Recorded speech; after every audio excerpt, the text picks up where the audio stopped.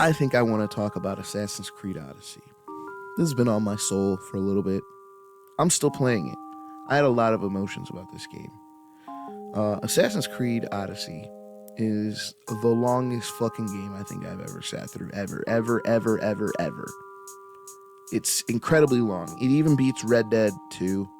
And Red Dead 2 was formerly the longest game I ever sat through. But this takes the cake. I think it takes the cake. I think it makes cupcakes to side with the cake and gives you ice cream too. And it was frustrating for a long time. But at the same time, I couldn't stop playing it. And the story was, I don't know if it was great or just okay. But the one thing that I can tell you is I beat it probably 2 weeks ago and I'm still playing it.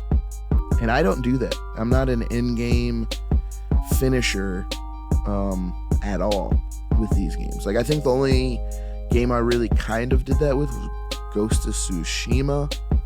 And that was only because I really liked the combat system. So I just killed everybody on the island. There's still a bunch of icons and I don't know. What do you go through the gates to find poetic things? There's still a bunch of haikus probably I need to find, and I don't give a shit about that. But I wanted to kill every single Mongol because it was awesome. But yeah, I'm still playing the shit out of it. Like, I go on journeys on the boats right now I'm just kind of going for the glory of Sparta and changing and like taking over all the islands I can, because I don't think you can take over Athens or Sparta the other way, but I'm just doing everything else and I'm having a ton of fun. It's just nice, mind-numbing, casual fun, and it's very odd to me. I didn't think it would be something like that, or could be something like that, because I really have a problem with Assassin's Creed games. I think they're too long, but at the same time, I don't know, because this was an Odyssey, and if I had to be honest, when I did everything, and when I look back at all the things I was doing, walking for miles, in game, of course, on horseback, going on vast boat trips and fights and encounters, I killed mythical creatures. I think the length is just what an Odyssey is. And I've been really trying to understand that in this new era of games, because I had this experience with Days Gone where I felt like it was miserable in the beginning, and I just hated it. I felt like everything was so gloom and overly dramatic. And then once it hit a certain point in the story, I realized that, like, I think I was experiencing the game like the character Deacon. And it made me wonder, like, is this intentional? Is this what the narrative design aspect of it, where they created this environmental aesthetic of gloom and tomb, and then that game, I'm not spoiling it, but it ends on a daringly optimistic note that made me realize, like, at the same time Deacon was expecting everything bad, and I was expecting everything bad, even when seemingly miracles happen. The biggest thing was believing that good could exist in this world, and you could be happy. And that, I felt that through the playthrough, and I want to believe that was intentional, but I also feel like, I just take too much from things sometimes. But I felt that way about Odyssey. Like, in a certain point, it's hard because you have the abilities. I also turned off level scaling, because that is one of the worst things ever in gaming. I don't care what anybody says. It's the worst thing ever, because especially in this game, you are supposed to be above men. You're an Ubermensch. You are the Superman. You are above what regular men can do. So for you to be blessed with heavenly things like Theseus' armor and the sword of Exxon and things like that, and to be able to be struggling with guards at bases, is stupid as fuck, and a cheap way to make the game go longer. And I like being 4 levels ahead people, because it makes you feel like I can still get killed. I've gotten killed plenty of times at places where I just get overwhelmed, not to mention when the bounty hunters come in and get overwhelmed. But the fact that you are just that little bit better to give you an edge, as if you are simply blessed from the gods. That is what being a Herculean Grecian legend is about to me. So once I did that, the game was fun. Once you hit a certain threshold with the abilities and leveling up, it got amazing, and I loved it. I truly loved playing it. I loved going from place to place and just being able to wreck people, but never, just being on autopilot. The story got a little engaging. I got to be honest. I thought that it was going to be a little more predictable than it was, and the way they bring in Atlantis and I was Alexios. Alexios's father patronage. Is that what it is? That's not it. Whoever his family was, his dad was, on top of things. When you think of Grecian history, you always think, oh, of course it's that. But it wasn't that. In fact, none of that is in the game, which I thought was pretty incredible. And it seemed almost like they were playing off of a historical belief in ancient Greek times that there are people who believe that Zeus, Hera, Hades, Ares, all these people were real, but they were they were ancient, like royalty from other civilizations that, one of these stories told about them. So they had these images and had these statues. So people thought of them as gods, but really they were just maybe the first or second kings and queens of like an older civilization. And that's pretty cool because that works perfectly with the Assassin's Creed storyline if you know that type of stuff.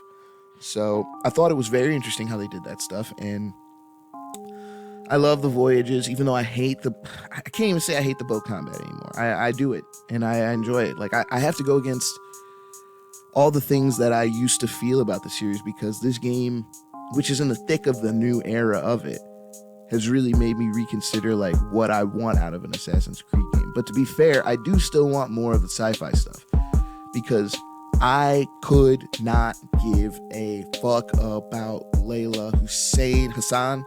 I don't give a fuck about that storyline at all. And when they tried to take you out of it, like the animus to make you talk a little bit more, I immediately got back in. I didn't want to walk around. I didn't want to talk to whoever the fuck was with me. I got back in, which is a stark difference between that and Desmond. And it was only because Desmond had shit to do. Like, what do you check your fucking laptop when you're Layla? And Desmond is like, you had blood on the walls and mysteries you were trying to solve, a full facility you didn't know about. I just wish they had that stuff again. I would love to see them maybe breaking into Abstergo or something, and then having to figure out the whole situation going on. I don't know. They need to work on the modern day thing. Maybe they did in Valhalla, but I'm not seeing it in Odyssey. And it's a great thing living in the past. And it was cool sometimes how they made the past meet the future in ways that they didn't previously. But I'm just not for the modern times. And that is officially the weakest part because I will give them credit. Like, it's very nice to see everything going down in ancient Greece there. Like, it's made me learn more about it because I'm fucking stupid. I don't know these things. So, like, maybe some people did know. I had no idea what Laconia is because I was for sure like, where's ancient Greece? And I just thought it would be a section named Greece. It's the whole thing. And like so where's Athens? And it's like Attica. I'm like, what the fuck is Attica? What is Laconia? Where's Sparta? And like, I had no idea this stuff is like the reality of it. It made me look up the Peloponnesian War. I hope that's how it's said. It was just a very nice experience. And it's weird to me because I wasn't ready to love it. But I have to, at a certain point, admit that I love this game if I'm playing it 2 weeks after I'm beating it and enjoying things. Little things. The little details. Like, for instance, I now have taken, like, the family. Putting familiar characters as your generals on your boats actually lead to dialogue. And it's really cool to like do shit like that in the end game and just kind of have this kind of perception of things. They are good at doing the little things where like, for instance, in one You had somebody who's been a crew member since pretty much you got a boat. I think you might have got the boat with them. No, I don't think so. It was another guy, but they were your crew member from jump.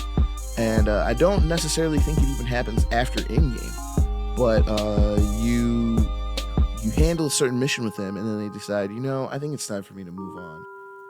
And you kind of go on this whole personal thing with them, and then you go on this long voyage, which I don't necessarily know if you had to make it long, but I wanted to make it long as we took the journey. And that was something I understood personally, like, that was pretty cool, where I felt like a connection, where I was like, man, like, and it was funny because I had a friend who was like talking to me during the time when I was doing the mission, and they like actually said goodbye to each other. And I fucking reloaded the save afterwards because I was like, no, I want to hear what this dude had to say for real before he goes. And it was nice. Little things like that, little things like, if you go back to Sparta in the story, like, it's a little spoiler, but I don't care. You go around and like rekindle your love for this nation with your family, and you go to places that are only seen in cutscenes before. It's very good. I'm glad that games are picking up on little things like that do matter, even though I'm pretty sure Mass Effect was like the first one that I recognized doing that. Even Andromeda, the shit Andromeda, they had like a pretty cool mission where it's like movie night on the spaceship. So like you had to be ready for that. I love little things like that in games. A lot of people don't. I don't know if a lot of people don't. I'm not even going to say that. A lot of people would just want the game, maybe. I don't know what a lot of people want, but I love stuff like that because it adds to the immersion. And that game really has you immersed in it, where I felt the need to conquer every island for the glory of Sparta now. So I'm going to do that. And that Assassin's Creed is just, I'm glad I played it. I'm glad I bought it, especially for $15. That's a steal. So if you ever see it come up, just give it a whirl. I think you'll enjoy it a lot.